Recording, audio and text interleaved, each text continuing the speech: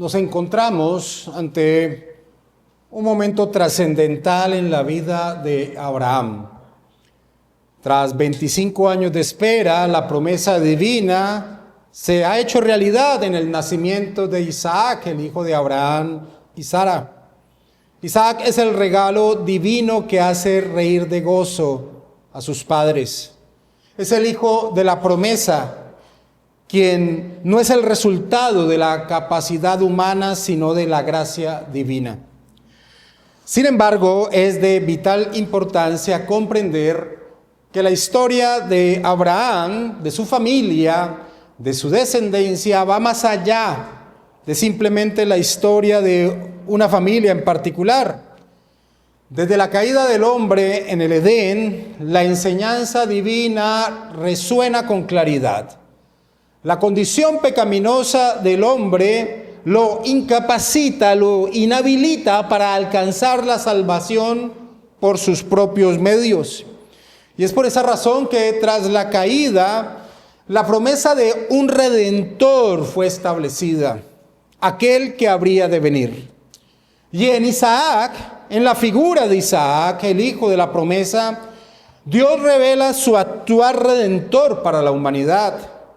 No va a ser a través del esfuerzo humano, por ejemplo, como se desarrolló, se mostró con Ismael, que vino a través del esfuerzo humano, sino mediante la inmerecida gracia de Dios que es señalada, es ejemplificada con Isaac.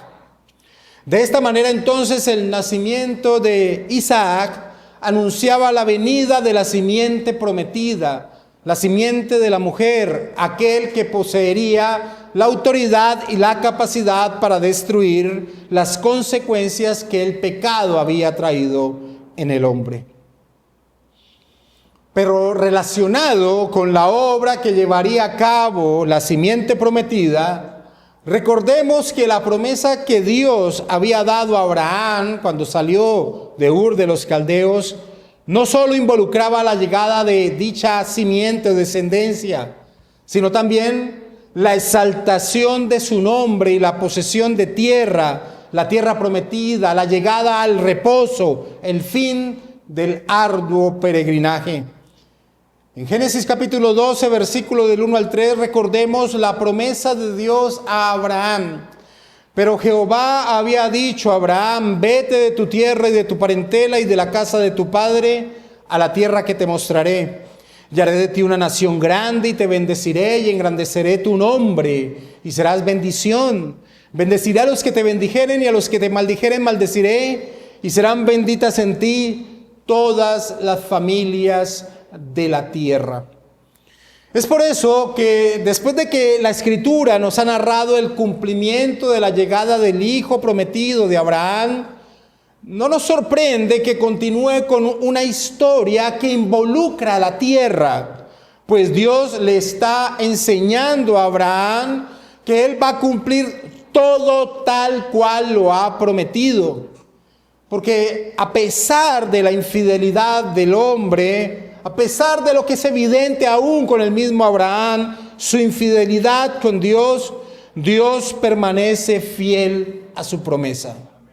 Oremos, mis hermanos, para que el Santo Espíritu de Dios nos permita atesorar en nuestro ser el mensaje que la Escritura nos entrega en esta mañana. Así que inclinemos el rostro y pidamos al Señor: bendito Rey, amado Señor, gracias por tenernos aquí presentes como el cuerpo de Cristo, anhelantes de ser instruidos por tu bendita palabra. Ayúdanos, Señor, en nuestra torpeza e incapacidad. Permite que nuestra mente esté centrada en torno a lo que se va desarrollando en el mensaje. Bendito Señor, te lo pedimos en el nombre de Jesús. Amén. Como primer punto en torno al tema, al texto a estudiar en esta mañana, vamos a ver lo que nos enseña la historia de la redención en el progreso que hemos venido desarrollando en el libro de Génesis. Por favor, leamos Génesis capítulo 21, versículo 22 al versículo 34, que es el texto que vamos a estudiar en esta mañana. Aconteció en aquel mismo tiempo que habló Abimelech y Ficol, príncipe de su ejército, a Abraham diciendo: Dios está contigo en todo cuanto haces. Ahora pues, júrame aquí por Dios que no faltarás a mí, ni a mi hijo, ni a mi nieto, sino que conforme a la bondad que yo hice contigo, harás tú conmigo y con la tierra en donde has morado. Y respondió Abraham: yo juraré. Y Abraham reconvino a Abimelech a causa de un pozo de agua que los siervos de Abimelech le habían quitado. Y respondió Abimelech: no sé quién haya hecho esto, ni tampoco tú me lo hiciste saber, ni yo lo he oído hasta hoy. Y tomó Abraham ovejas y vacas y dio a Abimelech, e hicieron ambos pacto. Entonces puso Abraham 7 corderas del rebaño aparte. Y dijo Abimelech a Abraham: ¿qué significan esas 7 corderas que has puesto aparte? Y él respondió: que estas 7 corderas tomarás de mi mano para que me sirvan de testimonio que yo cavé este pozo. Por esto llamó a aquel lugar Berseba, porque allí juraron ambos. Así hicieron pacto en Berseba, y se levantó Abimelech y Ficol, príncipe de su ejército, y volvieron a tierra de los filisteos. Y plantó Abraham un árbol tamarisco en Berseba, e invocó allí el nombre de Jehová, Dios eterno. Y moró Abraham en tierra de los filisteos muchos días.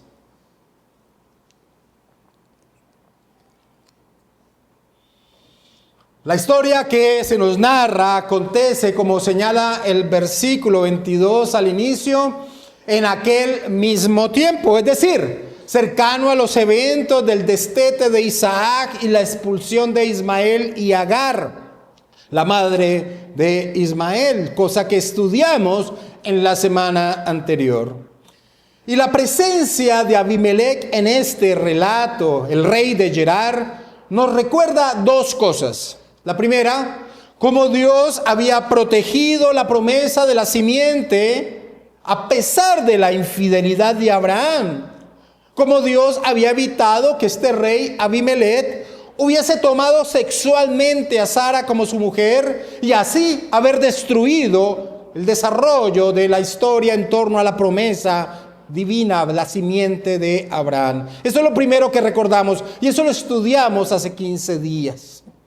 Lo segundo que nos recuerda la aparición una vez más aquí en este relato de Abimelech es que Abraham estaba habitando en ese momento en un territorio que pertenecía a este reino y a este rey, el rey de Gerar. Este territorio donde Abraham estaba sentado en este momento pertenecía a dicho reino. Acompáñame sin perder el pasaje que estamos estudiando, a Génesis 20, versículo 15, para que recordemos este punto.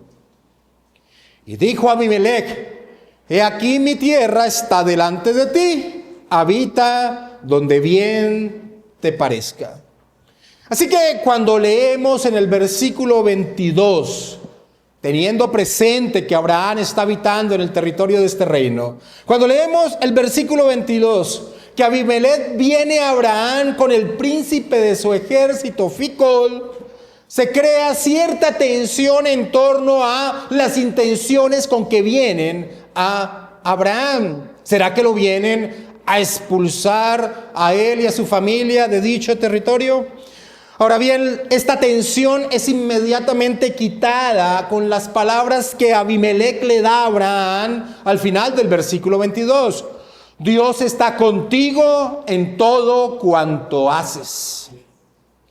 Abimelech era testigo de esta profunda y relevante verdad.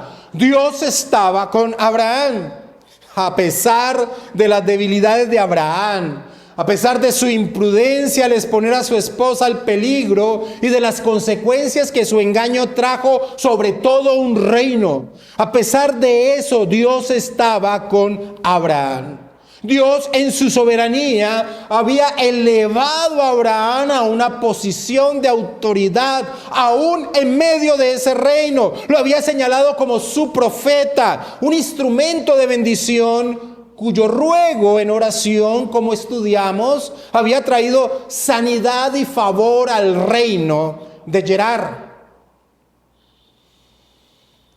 Pero la evidencia de la gracia divina ante los ojos de Abimelech iba aún más allá en este momento. La llegada del hijo prometido, la llegada de Isaac, era una manifestación palpable de la mano de Dios obrando a favor de Abraham. Para todos entonces era innegable que la presencia y el favor de Dios estaba con Abraham. Así que Abimelech no ha venido a pedirle a Abraham que abandonara su territorio, sino que este rey de esta nación pagana, Gerar, viene a pedirle a Abraham que hagan un pacto de amistad, un pacto que perdure más allá de sus propias vidas, que involucre a sus generaciones. Y esto, mis hermanos, no porque Abimelech confíe en Abraham. Es claro que Abraham en sí mismo no es digno de confianza. Abimelech lo había experimentado.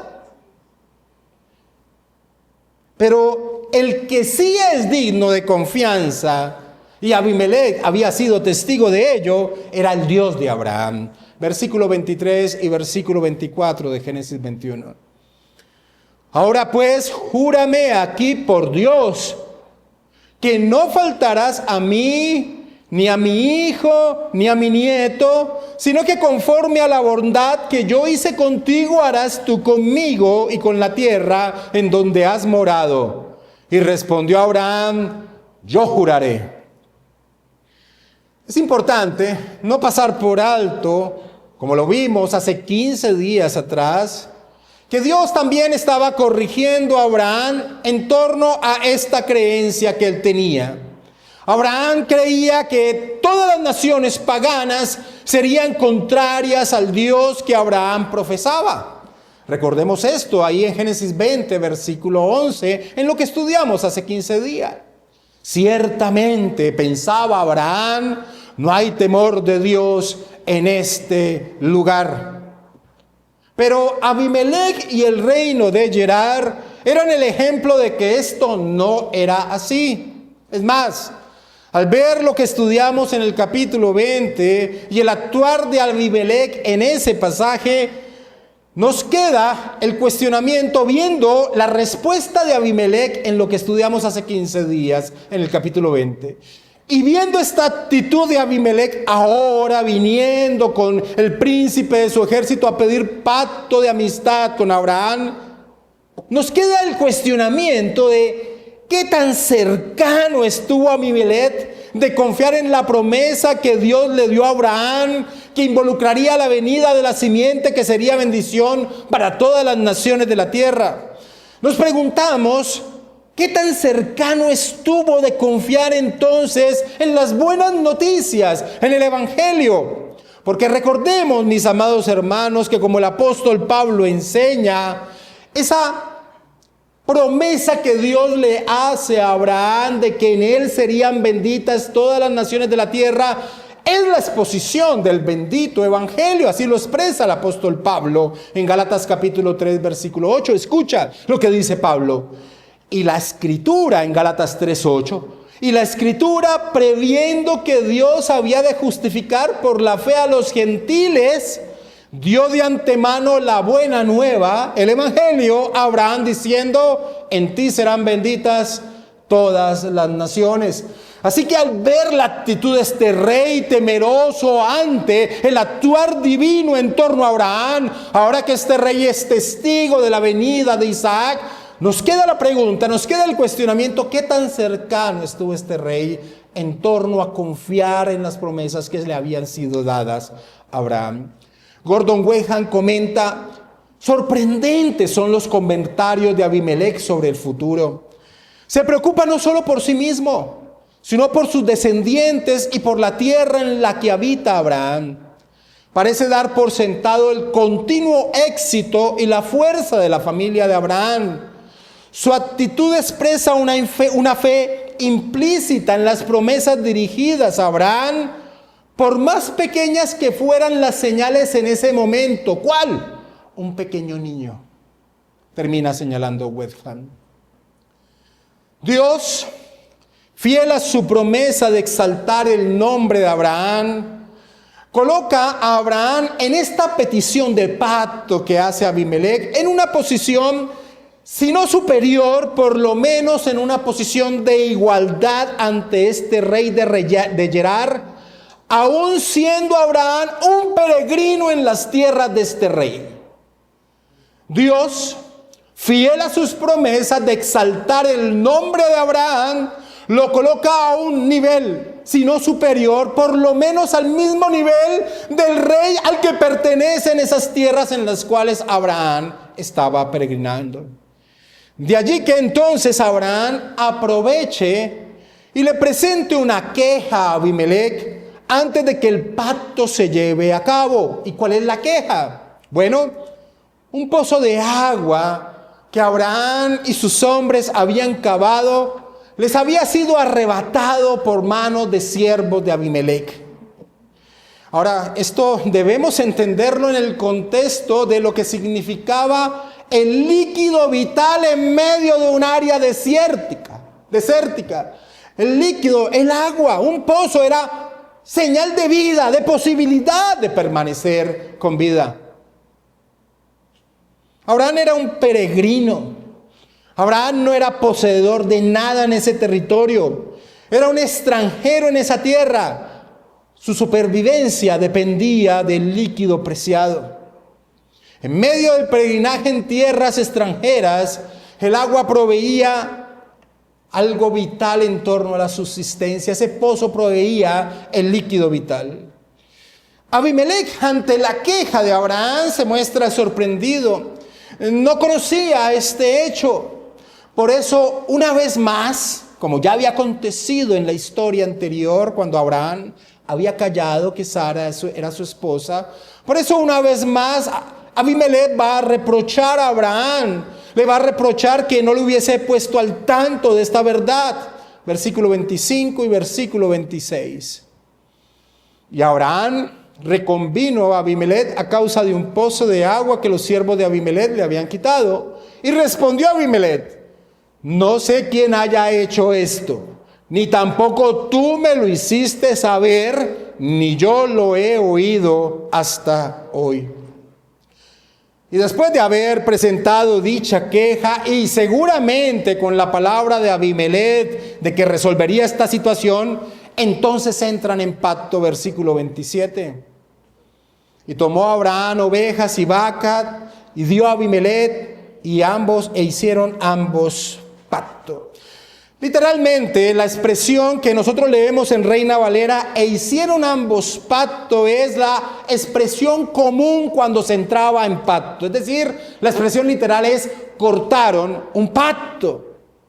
De allí que muchos eruditos se inclinen a afirmar que estos animales que presentó Abraham fueron partidos por la mitad, y Abraham y Abimelech caminaron en medio de ellos, como era la costumbre al entrar en pacto, expresando implícitamente que así nos acontezca al que incumpla este pacto de amistad, este pacto de no agresión, este pacto de confianza que Abimelech quería tener con Abraham y su descendencia. Pero Abraham hace algo inusual. Aprovechando la situación, quiere que quede vinculado a dicho pacto el derecho que Abraham tiene sobre el pozo, versículo 28 en adelante. Entonces puso Abraham 7 corderas del rebaño aparte, y dijo a Abimelech a Abraham: ¿qué significan estas 7 corderas que has puesto aparte? Y él respondió: que estas 7 corderas tomarás de mi mano, para que me sirvan de testimonio de que yo cavé este pozo. Por esto llamó a aquel lugar Berseba, porque allí juraron ambos. Así hicieron pacto en Berseba, y se levantó Abimelech y Ficol, príncipe de su ejército, y volvieron a tierra de los filisteos. Ian Dewitt comenta: Abimelech una vez más proporcionó un modelo de cómo los reyes de la tierra debían actuar hacia el pueblo de Dios. La relación de Abraham con Abimelech era muy diferente de su relación con el rey de Sodoma. Abimelech fue a Abraham y encontró una bendición en él. Abraham descubrió que la tierra de la que dijo: no hay temor de Dios en este lugar, resulta ser una tierra donde puede vivir en paz por mucho tiempo. Las apariencias pueden ser engañosas, pero las promesas de Dios permanecen para siempre, termina señalando DeWitt. Berseba, el nombre que le dan al pozo, significa el pozo del juramento o el pozo de los 7, en referencia a las 7 corderas que Abraham había colocado. Y este pozo estaría siempre presente en la historia de la descendencia natural de Abraham como un recordatorio de la fidelidad de Dios a su pueblo en medio del peregrinaje. Y este pozo y esa región se convertiría en el límite sur del territorio que Dios daría a Israel. Hay una frase que tú vas a encontrar constantemente en el desarrollo de la historia del pueblo israelita. Desde Dan hasta Berseba. Desde Dan hasta Berseba. Porque esa frase delimita el territorio israelita de norte a sur. Versículo 33, versículo 34 de Génesis 21.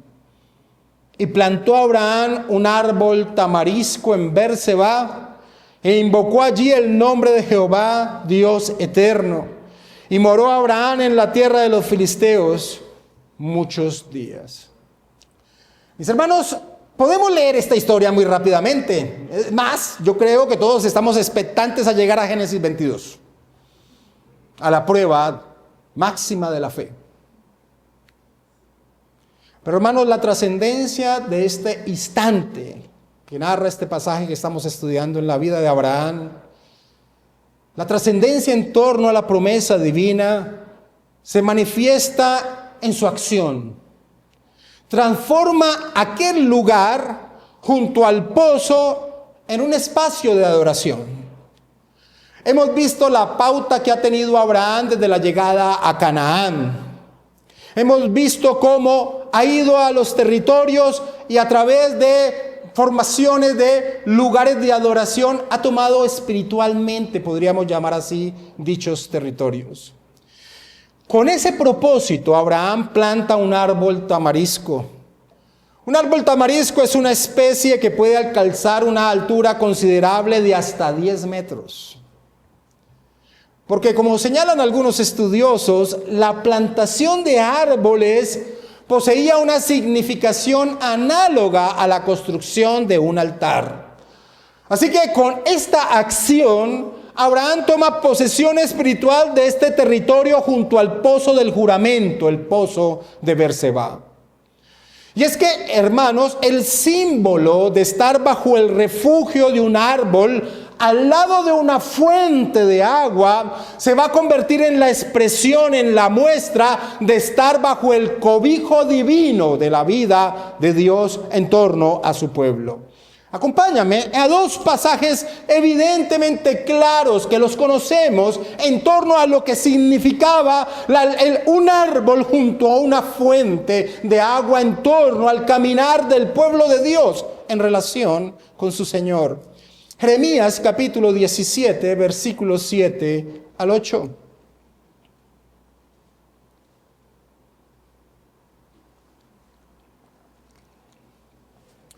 Bendito el varón, Jeremías 17, versículos 7 y 8. Bendito el varón que confía en Jehová y cuya confianza es Jehová.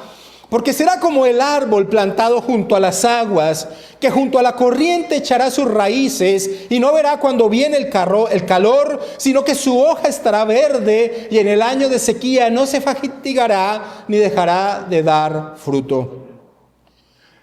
Y hermanos, en torno al varón que se deleita en la sabiduría divina, el Salmo capítulo 1 en el versículo 3 expresa: será como árbol plantado junto a corrientes de aguas, que da su fruto en su tiempo y su hoja no cae, y todo lo que hace prosperará. Así que con esta acción que hace Abraham, está expresando que había entendido que la fidelidad de Dios es para siempre. Su fidelidad no varía por algo que la criatura pueda hacer. De allí que en ese momento, y como vez única, le dé el nombre a Dios de el Olán, el Dios eterno, porque no varía, porque no se mueve, no es afectado por las acciones de sus criaturas. Versículo 33, e invocó allí el nombre de Jehová, el Olán, Dios eterno. Hermanos, qué maravillosa verdad se arraigaba ahora en el corazón de Abraham.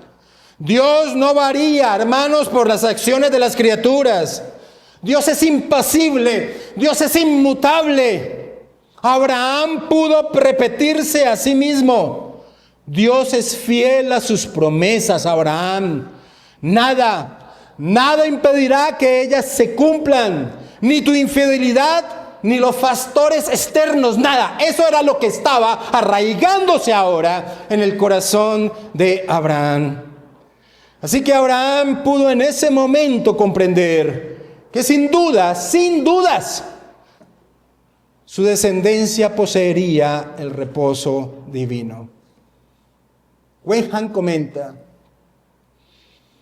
después de tantos retrasos, la promesa de la tierra y los descendientes por fin parecen estar en camino de cumplirse. Paz y estabilidad al fin.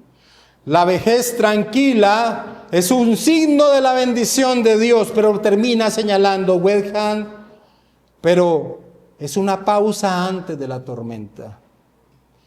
Esto que sucedió en el corazón de Abraham, esta expresión, esta acción que simbolizaba su entendimiento del cobijo divino, es fundamental para la tormenta que se avecinaba en torno a su vida. Eso es lo que enseña la historia de la redención. Como segundo punto en torno a esta historia, nos preguntamos: ¿en qué sentido esta historia que Moisés contaba al pueblo israelita que dirigía hacia la tierra prometida, en qué sentido afectaba a Israel? ¿Cuál fue la intención de Moisés al narrarle esta historia? Y me imagino a Moisés enfrente de Israel, después de narrar esta historia, diciendo: Israel, aprende. Así como para Abimelech, en relación con Abraham, la presencia de Dios en favor de su pueblo era evidente. La presencia de Dios en favor de Israel es evidente para los pueblos paganos alrededor. Y esa generación que escuchaba a Moisés llegarían a comprobar esta gloriosa verdad. Y déjame ilustrártelo con la toma a la primera ciudad de la tierra prometida y las palabras que la prostituta Rahab le diría a los espías enviados por Josué. Acompáñame a Josué capítulo 2, versículo del 9 al 11. ¿Cuál es el paralelo? El paralelo es que para Abimelech fue evidente que el pueblo de Dios, representado por Abraham, tenía el favor divino, a pesar de la infidelidad de dicho pueblo. Israel, debes entender que el favor divino está sobre ti y que es evidente para las naciones paganas. La prostituta Rahab en Josué capítulo 2 versículo 9 al 11 le dice a los espías: sé que Jehová os ha dado esta tierra, porque el temor de vosotros ha caído sobre nosotros, y todos los moradores del país ya han desmayado por causa de vosotros. Porque hemos oído que Jehová hizo secar las aguas del Mar Rojo delante de vosotros cuando salisteis de Egipto, y lo que habéis hecho a los dos reyes de los amorreos que estaban al otro lado del Jordán, a Sehón y a Og, a los cuales habéis destruido.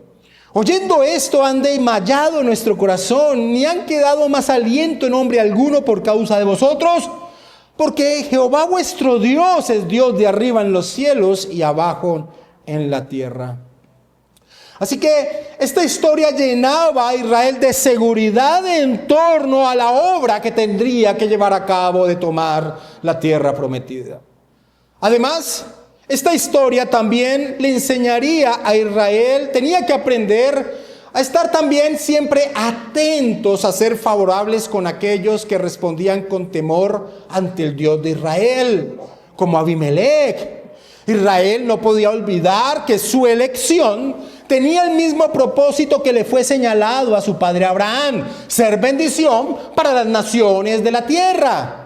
Y vemos que así actuaron con esta gentil Rahab prostituta, porque temía al Dios de los israelitas. Versículo 12 al 14 de Josué capítulo 2. Y estoy presentando la historia de Rahab solo como una ilustración del paralelo que Israel tenía que tener en torno a lo que había acontecido con Abimelech y Abraham. Josué capítulo 2, versículo 12 en adelante. Os ruego pues, dice Rahab a los espías, os ruego pues ahora que me juréis por Jehová, que como he hecho misericordia con vosotros, así la haréis vosotros con la casa de mi padre.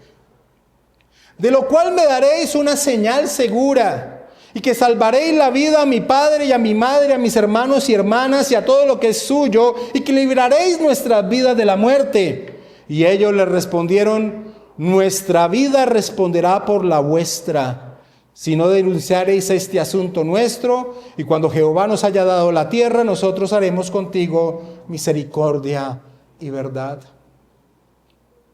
También Israel debía aprender que representaban a Dios ante los demás pueblos. Y por eso una característica que debían siempre exponer era la veracidad en sus palabras, cosa que Abraham no había hecho. Los demás pueblos debían confiar en lo que ellos expresaran, así las consecuencias de esto fuesen en contra del mismo Israel.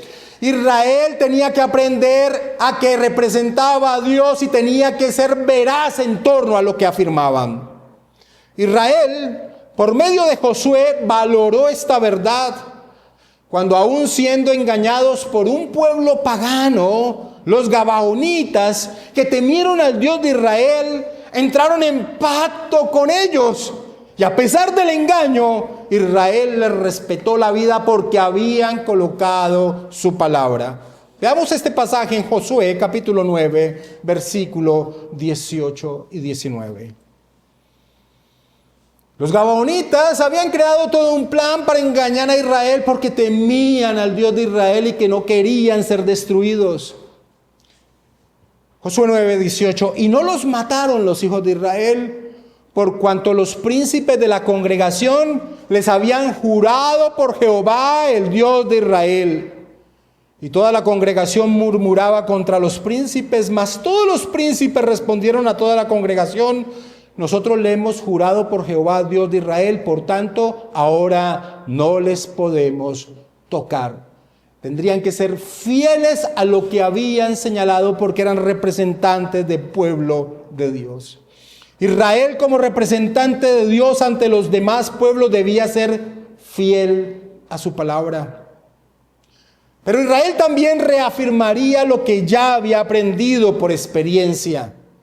Dios era su proveedor en medio de este peregrinaje. En este peregrinaje en el desierto, fuentes de agua siempre Israel tendría a su disposición. Ya lo habían experimentado. Acompáñame a Éxodo capítulo 17, versículo 6. Dios le dice a Moisés en un momento en que el pueblo necesitaba del líquido preciado: he aquí, yo estaré delante de ti allí sobre la peña en Horeb, y golpearán la peña y saldrán de ellas aguas, y beberá el pueblo. Y Moisés lo hizo así en presencia de los ancianos de Israel. Dios sería su fuente en medio del peregrinaje. No les faltaría el líquido vital. Pero Israel también aprendería que Dios es el Olán, el Dios eterno. Su palabra es para siempre, no varía por las circunstancias. Así que sin dudas Israel entrarían en el reposo, en la tierra que Dios había jurado a su padre Abraham. Así que son múltiples las enseñanzas, los vínculos que esta historia traía al pueblo israelita. Seguridad, ante todo, en torno a la mano divina sobre ellos, a pesar de su infidelidad. Ahora, como tercer punto de esta enseñanza, nos preguntamos: y cómo esta historia se relaciona con la persona y obra de nuestro Señor Jesucristo. Y respondemos, la promesa a Abraham es que en él, en la promesa de la simiente, recuperada y desarrollándose en el seno de su familia y su descendencia, en él serían benditas todas las naciones de la tierra. Ya hemos leído cómo el apóstol Pablo vincula esta promesa en torno al Evangelio. Y la Escritura, previendo que Dios había de justificar por la fe a los gentiles, dio de antemano la buena nueva, el Evangelio, a Abraham, diciendo, en ti serán benditas todas las naciones. Abimelech era una muestra de esta verdad. Abimelech reconoció el favor divino sobre la vida de Abraham, y Abimelech quiso cobijarse bajo dicho favor. En ese momento de la historia de la redención, ese favor era representado por sombras, por tipos, riqueza, descendencia, territorio, poder. Pero Abimelech quiso cobijarse bajo el actuar de la mano de Dios sobre la vida de Abraham. Y la importancia dentro de la historia de la redención del reconocimiento por parte de los gentiles de cobijarse bajo la promesa dada a Abraham, la promesa de la simiente que vendría, esa importancia de que los gentiles vengan y busquen como Abimelech cobijarse bajo la promesa, bajo el Dios evidente de gracia que tenía Abraham. Nosotros vemos la importancia de que los pueblos gentiles vengan a buscar en pos de la promesa. Cuando el Evangelio de Juan nos expone lo que demarca el final del ministerio público del Señor Jesucristo. Unos gentiles vienen a buscar a Jesús. Acompáñame a Juan capítulo 12, versículo 20 en adelante.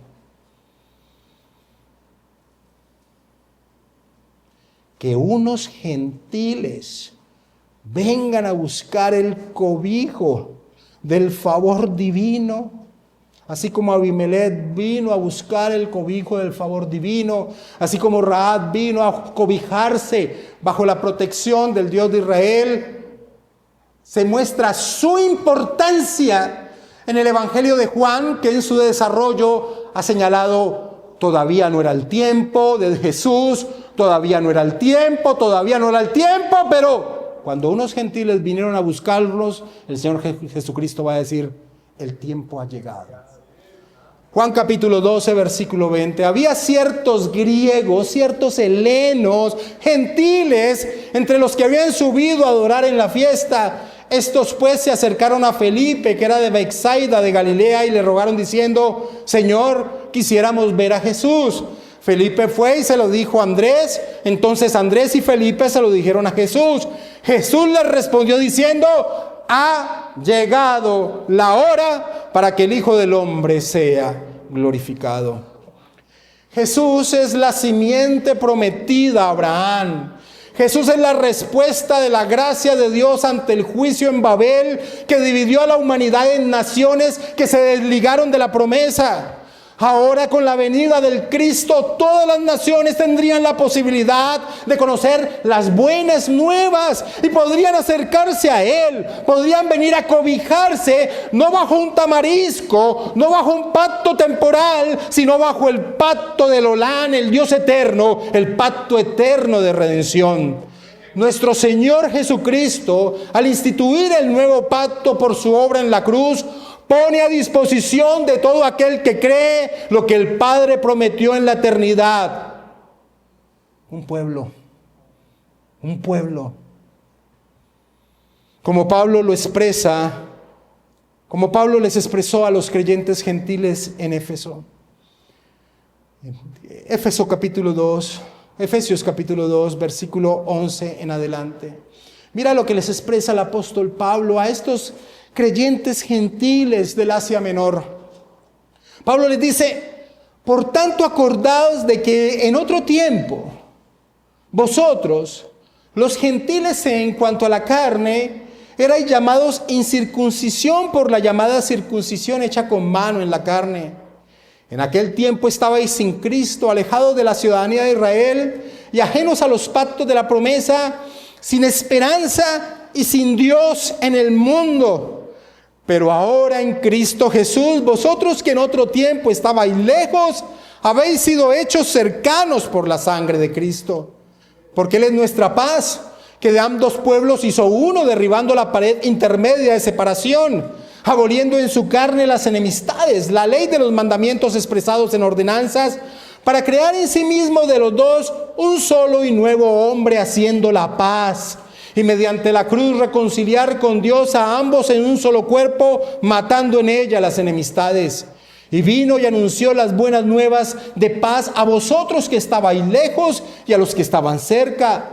Porque por medio de Él los unos y los otros tenemos entrada por un mismo Espíritu al Padre. Así que ya no sois extranjeros ni advenedizos, sino conciudadanos de los santos y miembros de la familia de Dios. Y es que, hermanos, nuestro Señor Jesucristo proporciona no una fuente temporal de agua, no una provisión momentánea. Jesucristo no es la resolución a los aspectos temporales de la vida.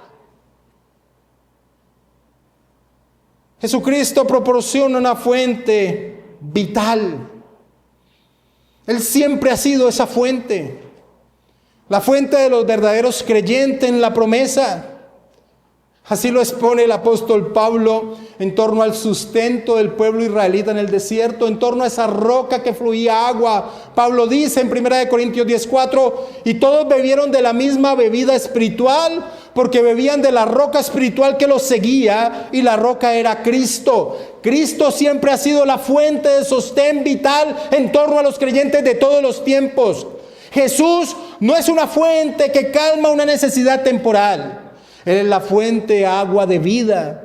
Así como se lo expresó Él junto a otro pozo histórico también, a la mujer samaritana en Juan capítulo 4 versículo 13 y 14. Respondiendo Jesús y le dijo a esta mujer: cualquiera que bebiere de esta agua volverá a tener sed, mas el que bebiere del agua que yo le daré no tendrá sed jamás, sino que el agua que yo le daré será en él una fuente de agua que salte para vida eterna.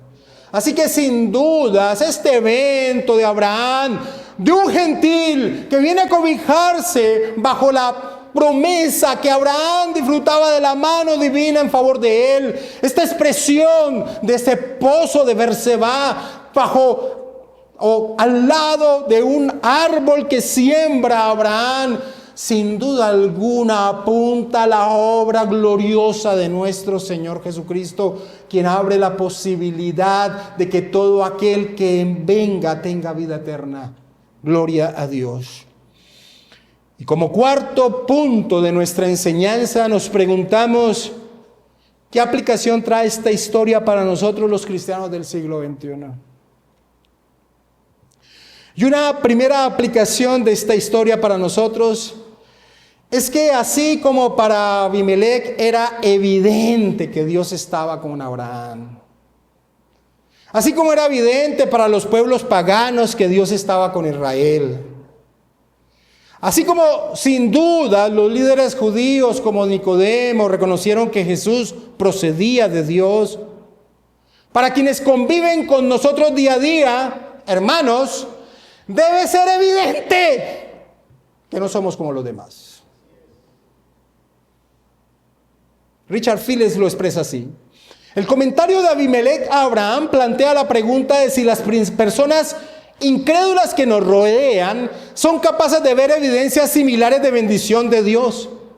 ¿Ven tus compañeros de trabajo en ti una integridad que ellos luchan por lograr? ¿Una diligencia y sabiduría en tu conducta? ¿Una capacidad para perseverar a través de las dificultades que les hace pensar en el Señor? Por supuesto, todos los cristianos tienen muchos defectos. Abraham había sido un hipócrita en su trato con Abimelech, y nosotros también estaremos lejos de ser perfectos en nuestra conducta. Pero aún así, debería plantearse la pregunta de si el mundo ve en la iglesia razones para sospechar que realmente hay algo especial en el cristianismo, termina señalando Phillips. Claro que esta historia tiene que ver con nosotros. Nuestro Señor Jesucristo ordena a sus discípulos: así alumbre vuestra luz delante de los hombres, para que vean vuestras buenas obras y glorifiquen a vuestro Padre que está en los cielos. Hermanos, esto es lo que debe pasar, literalmente. Lo que voy a expresar es lo que debe pasar con nosotros en medio de los paganos, en medio de los no creyentes. Esto es lo que debe pasar. Debe generar que entre ellos se pregunten: no sé, esa persona, mi compañero de trabajo, de estudio, de vecino, esa persona es diferente. Eso es lo que tiene que pasar. Sí, eso es lo que tiene que pasar. Cuando se acerquen y quieran conocer de dónde surge tu diferencia, entonces tú puedes exponer la gloriosa verdad del Evangelio. Porque si hemos sido salvos, tiene un propósito. Y es que por medio de nuestra vida y la exposición de la gloriosa verdad de las buenas nuevas, otros también lleguen a conocer a nuestro glorioso Señor.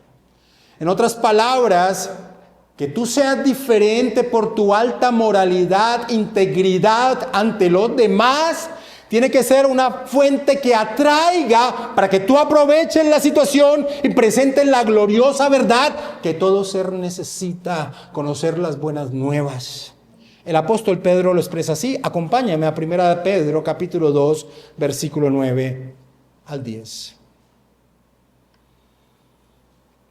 1 Pedro capítulo 2, versículo 9 al 10. Pedro, mira cómo expresa Pedro el objetivo de que hayamos sido salvos. Mas vosotros sois linaje escogido, real sacerdocio, nación santa, pueblo adquirido por Dios. Iglesia, ustedes son el verdadero Israel, que el pueblo del pasado era solo un tipo, una sombra. Se utilizan los mismos términos que se utilizaron con el pueblo israelita. Vosotros sois linaje escogido, real sacerdocio, nación santa, pueblo adquirido por Dios. ¿Para qué? Anunciéis las virtudes de aquel que os llamó de las tinieblas a su luz admirable. Vosotros que en otro tiempo no erais pueblo, pero que ahora sois pueblo de Dios, que en otro tiempo no habíais alcanzado misericordia, pero ahora habéis alcanzado misericordia. Es por eso que una de esas virtudes que deben ser llamativas para otros es nuestra veracidad. Que nuestro sí sea sí y nuestro no sea no. Un hombre, una mujer veraz, es un hombre, una mujer en el cual se puede confiar.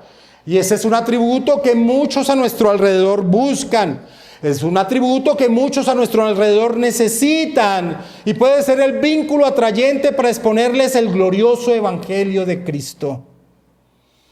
Pero el hecho, hermanos, también de ser diferentes a los demás, lo cual tiene que ser evidente, también señala el otro lado de la moneda.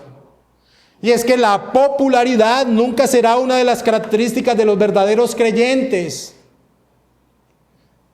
Tu vida en pos de la santidad iluminará el pecado de los demás. Así que tu vida, querido joven que estás aquí presente, principalmente, no puede basarse en la aceptación de la mayoría, porque esto nunca será así. Así que una primera aplicación es que nuestra diferencia tiene que ser tan evidente, que sea llamativa, que vengan a buscarte, a hablar contigo, porque reconocen en ti a alguien confiable. Y tú puedes guiar a esa persona en torno a la gloriosa verdad del Evangelio. Una segunda aplicación que podemos aprender de esta historia es la importancia de hacer todo lo posible para vivir en paz en medio de este peregrinaje. Aún en medio de este mundo caído, así como Abraham no rehusó hacerlo con Abimelech. Pablo le dice a los creyentes de la ciudad de Roma: si es posible, en cuanto dependa de vosotros, estad en paz con todos los hombres, en Romanos capítulo 12, versículo 18. Escúchalo. Si es posible, en cuanto dependa de vosotros, es decir, tú no puedes ser un rencilloso. Tú no puedes dar ese testimonio. Tú tienes que sufrir a tus vecinos. Así tengan el bafle afuera colocándote la música y no te dejen dormir sábado en la noche para amanecer domingo. Tú tienes que ser apacible, buscar la paz. Es una característica del creyente. Bienaventurados los pacificadores, porque ellos serán llamados hijos de Dios. Mateo capítulo 5, versículo 9, en las palabras de nuestro Señor Jesucristo. Esta actitud pacífica pondrá en evidencia otro de los atributos que debe desarrollar un cristiano: humildad, es decir, capacidad de humillación. Por ello, debemos orar por nuestros gobernantes, que Dios incline sus corazones en pos de guardar la paz entre sus ciudadanos, porque de esa manera, hermanos, tendremos libertad de adorar a nuestro Dios. Pablo le dice a Timoteo: exhorto ante todo a que se hagan rogativas, oraciones, peticiones y acciones de gracia por todos los hombres, por los reyes y por los que están en eminencia, en 1 Timoteo capítulo 2, versículo 1 al 2, en torno a un contexto del imperio romano. Y dice el por qué: para que vivamos quieta y reposadamente en toda piedad y honestidad. Así que esta historia nos enseña un aspecto, una característica que como creyentes, como cristianos debemos tener: ser pacificadores, tener la capacidad de humillación. También por medio de esta historia aprendemos que en este peregrinaje hacia nuestro hogar, el glorioso reino de nuestro Señor, el que es dueño de todo lo que existe, proveerá para nuestras necesidades. John Alzheimer comenta: la imagen de Abraham en el exilio ejemplifica el cuidado de Dios por los justos que sufren mientras esperan entrar en la tierra. Recordemos siempre cuando el desespero llegue a nuestra mente, tratando de desligar nuestra mente en la confianza en nuestro Señor. Nuestro Señor Jesucristo dijo, y Él es fiel y lo cumple: no os afanéis pues diciendo qué comeremos o qué beberemos o qué vestiremos, porque los gentiles buscan todas estas cosas, pero vuestro Padre sabe que tenéis necesidad de todas estas cosas. Y dicha seguridad debe impulsarnos, al igual que Abraham, de glorificar su nombre, invocar su nombre en la presencia de los demás. Y es por eso que nuestro Señor, en medio de esa promesa, sigue diciendo: mas buscad primeramente el reino de Dios y su justicia, y todas estas cosas os serán añadidas. También esta historia nos enseña que debemos dejar marcas, hitos que afecten a nuestros hijos, a nuestros nietos. Así como Abraham plantó un árbol en territorio pagano para expresar el favor divino sobre su vida, hermanos, nuestras acciones y nuestras decisiones deben ser un ejemplo que los nuestros puedan recordar y alabar el nombre de nuestro Señor Jesucristo. Porque el Señor no solamente ha sido y seguirá siendo una fuente vital para nuestra existencia, sino que ahora nos ha convertido por la presencia del Santo Espíritu de Dios en una fuente que impacte la vida de los demás a nuestro alrededor. Esa es nuestra labor.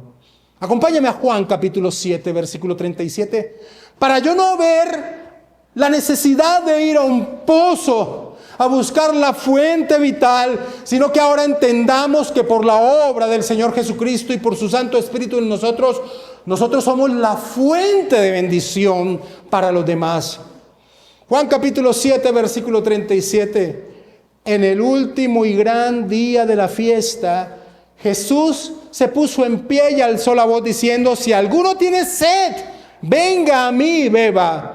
El que cree en mí, como dice la Escritura, de su interior correrán ríos de agua viva. Y dice Juan, esto dijo del Espíritu Santo que habían de recibir los que creyesen en Él, pues aún no había venido el Espíritu Santo, porque Jesús no había sido aún glorificado.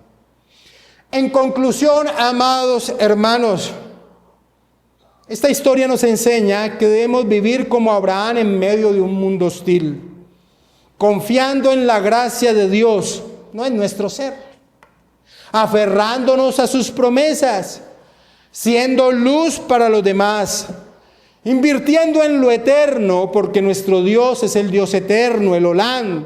Él es nuestra roca que no variará, es el mismo ayer, hoy y por los siglos. Y amados hermanos, esta certeza que quedó sembrada en el corazón de Abraham de estar bajo el cobijo divino es fundamental en este peregrinar por medio de este desierto, saber que estamos bajo la sombra del cobijo de Dios.